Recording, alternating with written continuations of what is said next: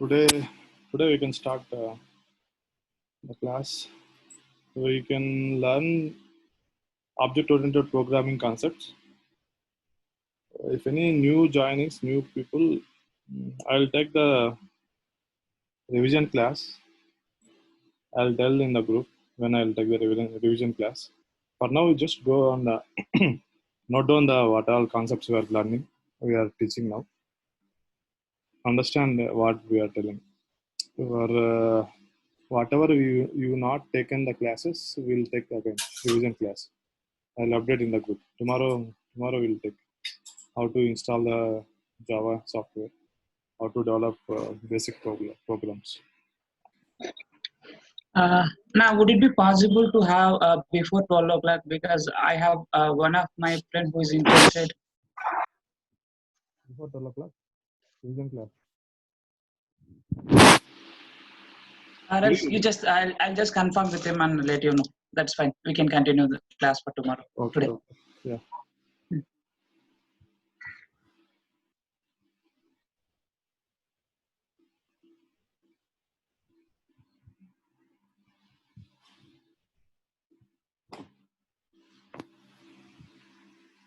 See, basically, Java is a widely used programming language. Java, we can say it is object-oriented programming. It is not fully object-oriented programming language, but it is supporting all object-oriented programming concepts. Why it is not a fully object-oriented programming language? Why it is not not object-oriented programming language means, in Java we have learned already the data types, primitive data types. We have a primitive data types. The data types which we use for storing the data.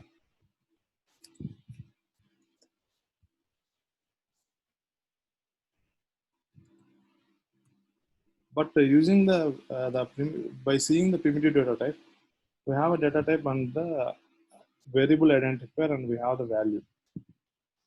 There we can't create object to the primitive data types. So that is the one reason Java is not fully object-oriented programming language. That is one reason. We have some other reasons as well. Second reason is, in Java we have seen the static variables and static methods. To access any static members of the class, we no need of creating object to the class. That also we already seen. If any new people will take the revision class, then we will understand what is a static and what is a primitive data types. Now, coming to the object-oriented programming concepts. First one is inheritance. Today we can learn inheritance, and we'll go one by one. The concepts of object-oriented programming, which supports Java.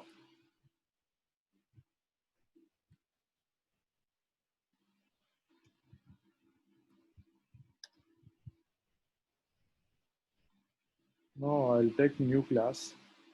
I'll take example and I'll explain what is inheritance.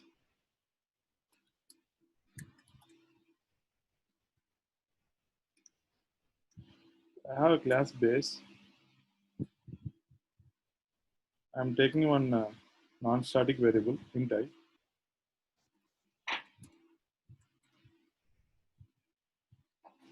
I have taken one more variable string name. I have a non-static method void test. The return type is void. We no need to return anything.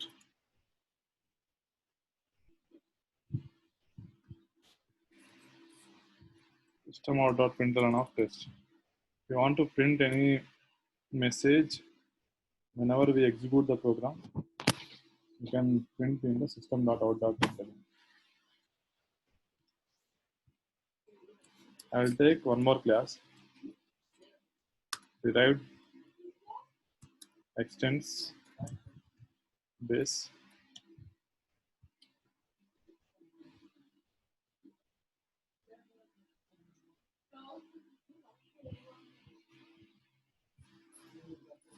I have variable int j, y test1.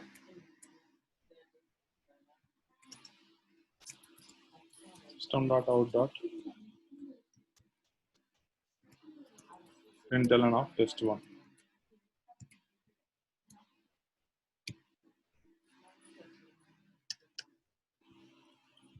I'm taking public static void main, the main method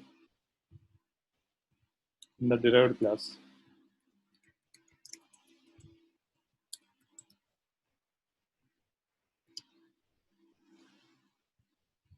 Inside the main method, I'm creating object to the derived class. Derived d equal to new derived. Now object is created. System.out.println of d dot I. Here I am able to access the base class attributes and base class methods by creating object to the derived class.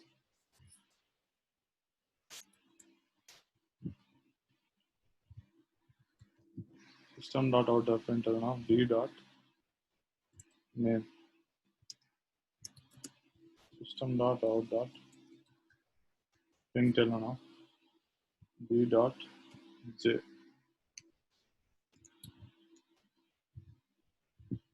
Now I'll call a test method of a base class by reference of derived class.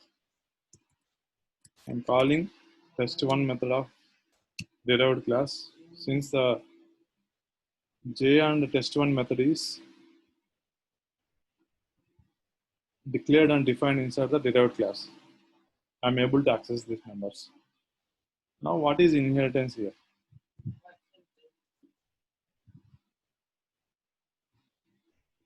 See, using inheritance,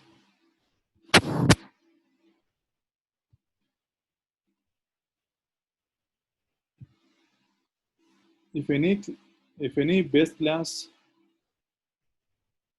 attributes or methods you want to access in the derived class, you can use concept of inheritance.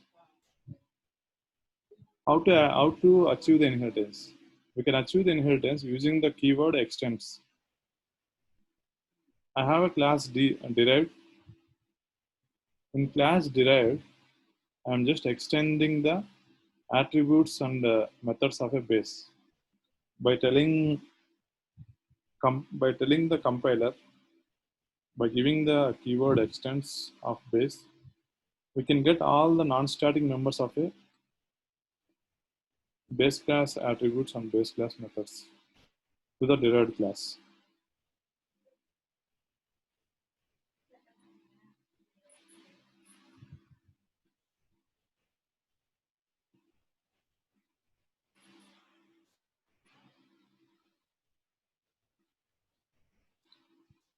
If you go to the, you can't say it is a definition.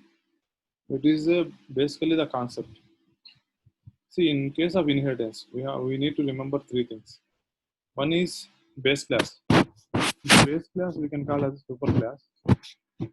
Now in this example, the superclass is class base, and you can tell this is also called as a base class. Here, if you give name as a class A, here I gave class B extends A. Now class A is a base class, but I gave the name itself base. We can tell this is a superclass or base class. What is superclass?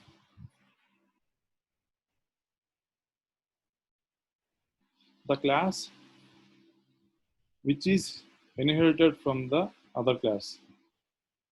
Here class base inherited into the derived class. This is a superclass. Now here base is a superclass. What is a subclass? Second one is subclass or derived class. This is a subclass, derived, class derived. the class which inherits the members of a superclass. We can tell that class as a subclass.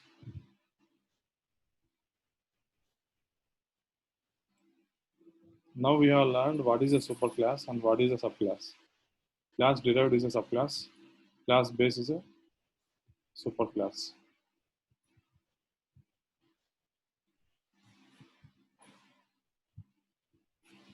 Using the inheritance, we can get all the superclass members to the subclass whenever we create object to the subclass. If you go and if you save this program, whenever we are saving any classes in our Java code, we have to save the class name with the class which is having the main method. Here we have two classes. Second class is having main method. Whenever we want to save this class as a .java file, we have to save using the derived, because the derived class is having the main method. Control C, Control S, derived.java. I am saving the src folder. Now here what is happening? If you compile this derived.java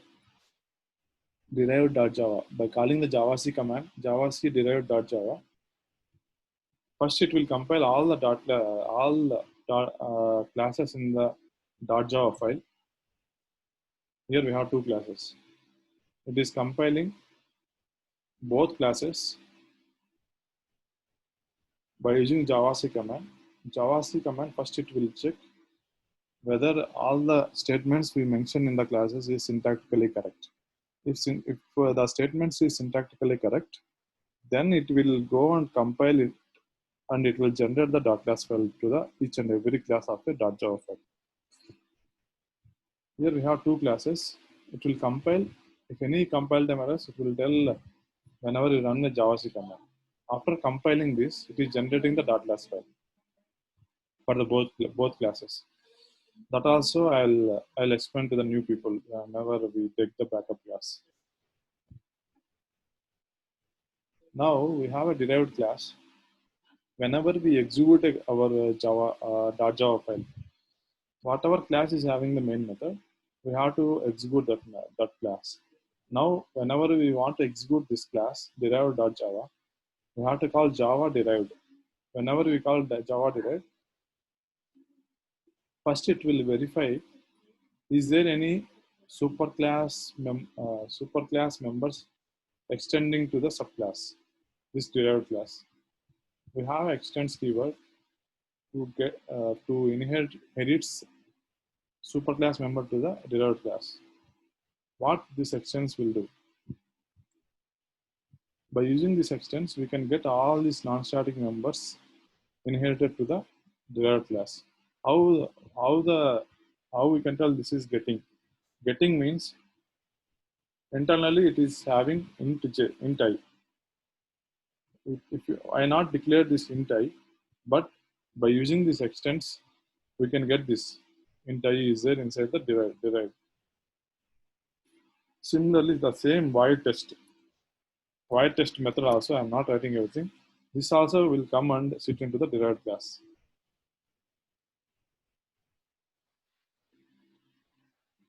I'm just commenting it. For commenting, we have double slashes. These two members will come to the derived class without our interaction. Like without declaring that members, we can get those members to the derived class by using the extents of base. Now, whenever we run this derived class by calling Java command, first inside this derived class, first it will check is there any static members. Here there is no static members, so we have all non-static members. Then what the Java command will do? First it will go and execute the main method. Whenever it is executing the main method, inside the main method, the first statement is derived, d equal to new derived. We are creating object to the class. When we are creating object to the class, first it will get all non-static members stored into the memory in some location. In that location, all the non-static variables will be declared and the non-static variables will get the default value. If the value is assigned in the class itself, we'll get that value. Otherwise, those non-static variables will get the default value.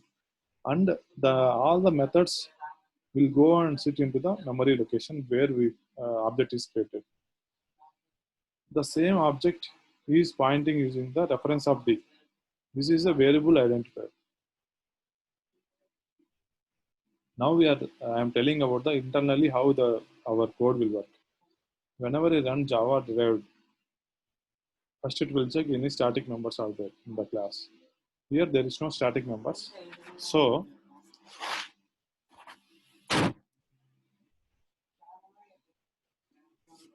it will go and execute the main method directly. Inside the main method, first we have derived D equal to new derived. It will see first right hand side will execute. Whenever executing the right hand side, new derived, Java command allocated some memory to the object, derived class object. Inside that object, the memory location, all the non-static members will go and load with the default values. Here we have non-static variable j, and we will get the non-static variable I also to the derived object because it is extending the base. I equal to 0, j equal to 0 will store into the memory. And the test method and test1 method, both are storing into the memory. We can access that members. Members means here attributes and methods by using the reference of the object. Here the reference of the object is D. So we are able to access the d.i, d.name and d.j. We can call the methods of the base class and derived class. If you don't use the extends base, you can't access the I and the name and test method because those attributes and methods belongs to the base. How to access the base class members into the derived class? How to access the superclass members to the subclass? By using the inheritance. What is inheritance? We have a keyword extends. By using the keyword extends, we can get the superclass members to the subclass. That is called inheritance. Here we have saved it. Now go to the terminal for compilation.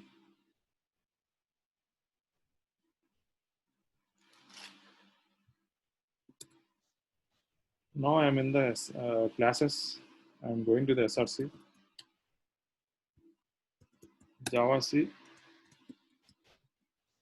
derived,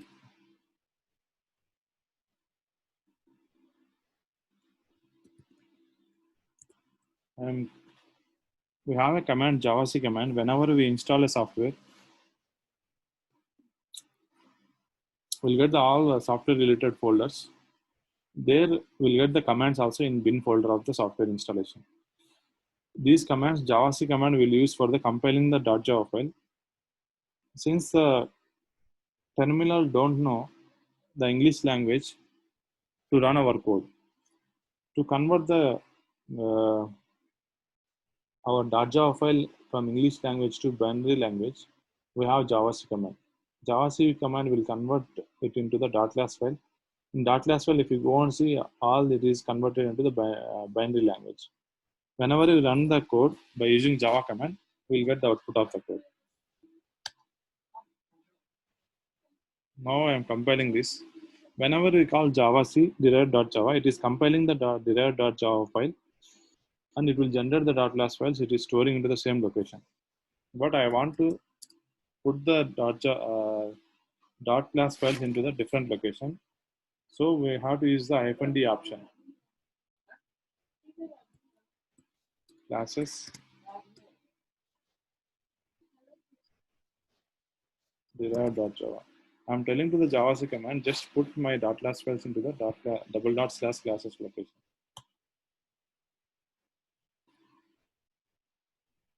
Now I'll go to the classes.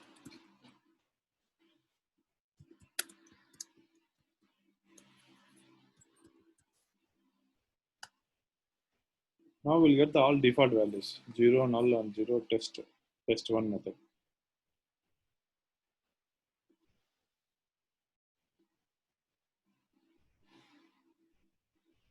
Now we are able to access the base class members into the derived class.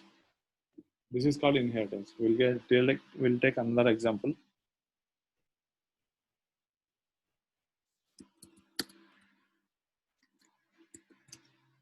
Class A.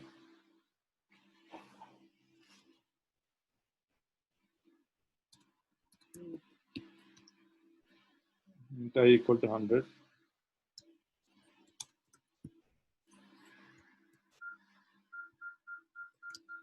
Void test.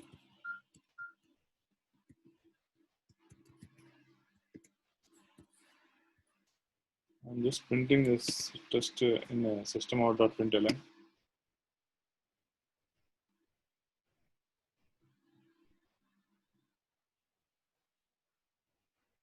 I'll take constructor of A.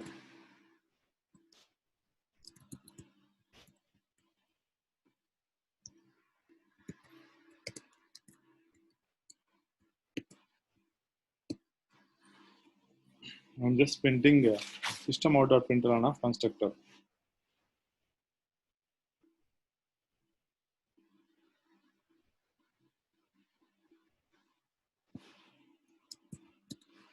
Class B extends A. We are using inheritance over here. B is a subclass, A is a superclass. We are just extending the inherits the members of the class A into the class B. Into J equal to 200.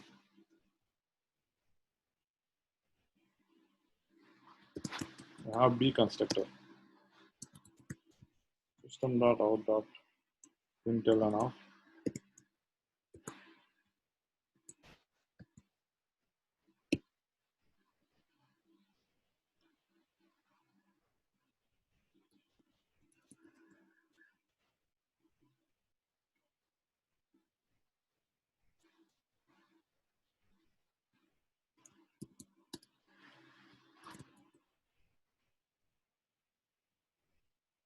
the class test11.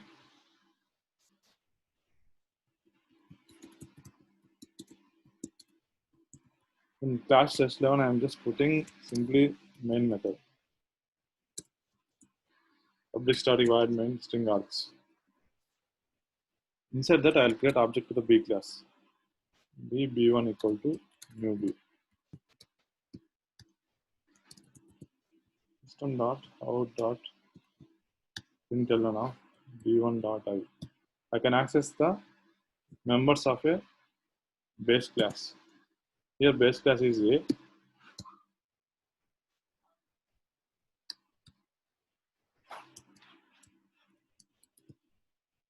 System.out.println of B1.J. I'm accessing the J variable as also. Now I'll call B1.test. Here what we are doing, we have a class A. This is a superclass which is not having any extents. So this is called as a base class. Class A having the attribute int I equal to 100 and the void test method. Inside test method, I'm just printing the test. I have a constructor, no argument constructor of class A. Inside the class A constructor, I'm just printing system.out.println of A. I have class B. I have extends A. If you have extends A, we can tell it is an inheritance. We are just inherits the members of a class A into the class B. Inside the class B, I have variable int j equal to 200. And I have a constructor. System.out.println of B. I'm just printing that. In class test 11, we have a main method, public static void main. This is a default executable method for any class. Inside the main method, I'm creating object to the B class. Creating object to the B class. Whenever we create object to the B class, Java command will allocate some memory to the class B object. Inside that memory, all the members of non-static members of a superclass and subclass will get stored, and those attributes will get the default values. Since we have the values I equal to 100 and j equal to 200 already assigned, the values will go and sit into the memory. Now inside the memory, I equal to 100, j equal to 200, and we have test method. That test method also will go and store there. Now whenever we want to access the members, we can access the members using the reference of the object. Now here reference of the object is B1. Here whatever I selected, B1 is the reference of the object. I am saving this by calling test1.java. Because test11 is having the main method, so I am saving it as a test11. Object is created, those will point referring using the reference of the object B1. We can access the members of the B object by using the reference of that. System.println of B1.I. System.println of B1.j. And we are calling the method test, B1.test. Now what is output over here? Here whenever we execute this by calling Java command Java test11. In test11 we have only main method. Main method will execute. Inside the main method, here we right hand side new B. Whenever it's calling new operator, Java command will allocate memory to the object. Inside the memory, all the non-static member will load first. Whenever it is loading, already non-static member I is having 100, J is having 200, and the methods of the non-static will go and sit in the memory. We have test method. Now, if you want to access the non-static members, we can access using the reference of that. The reference is B1 here. System.println of B1. We will get output of 100 here. System.println of B1.j. We will get output of 200 here.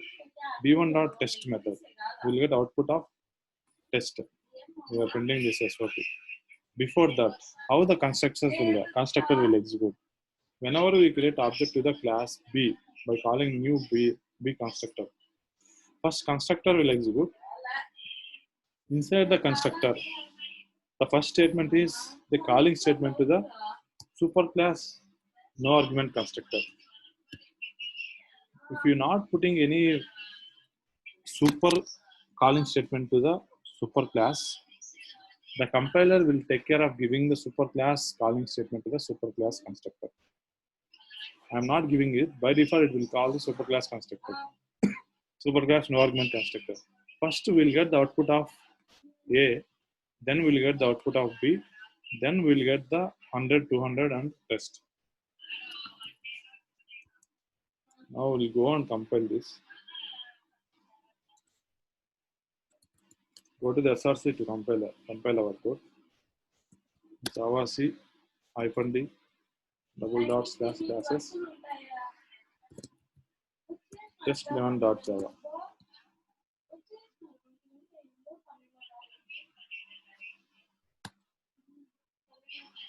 It's any compile errors. There is no compile errors. Go to the classes to run this Java test11. Now we got output of A constructor, B constructor, 100 and 200 and test. Here what we have learned. In case of inheritance, whenever we create object to the subclass, whenever we create object to the subclass no argument constructor, inside the subclass no argument constructor, there is a calling statement to superclass no argument constructor.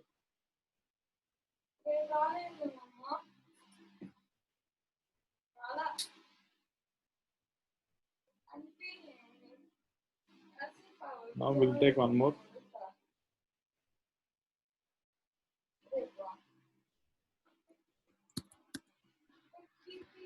Class C.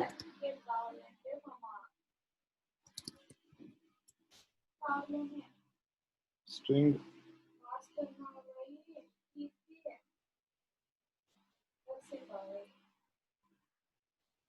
I have a non-starting member, string S1. Void test system dot out dot println of test.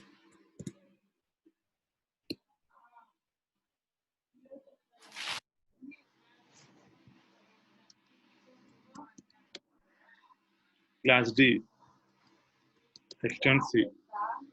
Here I am using inheritance. I am extending the all members of class D into the class C into the class D. String S2. I have test1 method inside the class D. Now in class D we have two attributes, string S1 and string S2, and void test1.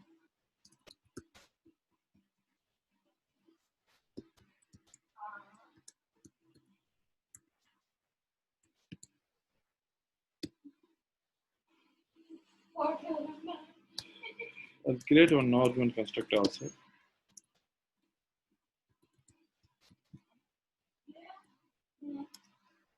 System.println of C. Where I'm just printing all system.println to understand how compilation is happening, how the execution is happening. Whenever we execute it, how it is internally working. Take D constructor. System.out.println of C.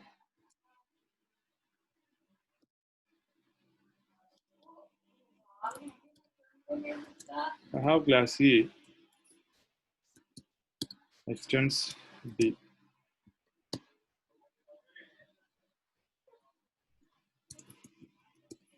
String S3 void test3 system.out.println of test3.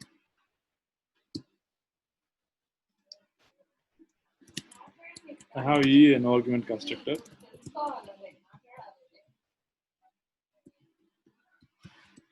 System.println of. I'm just printing SYP of E constructor.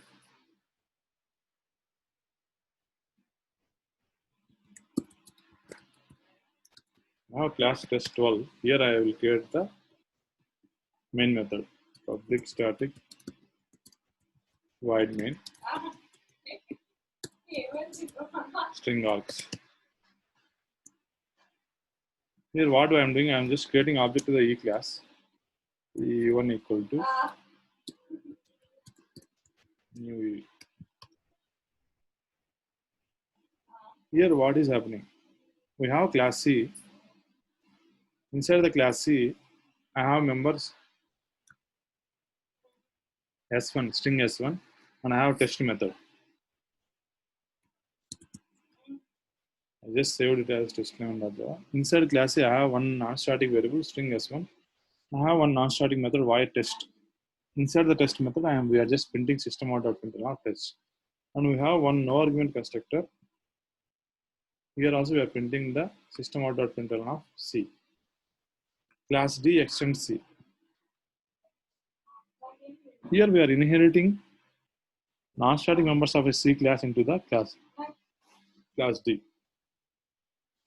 Inside the class D, I have string S2 void test1. In test1 method, I am just printing test1. And I have constructor D.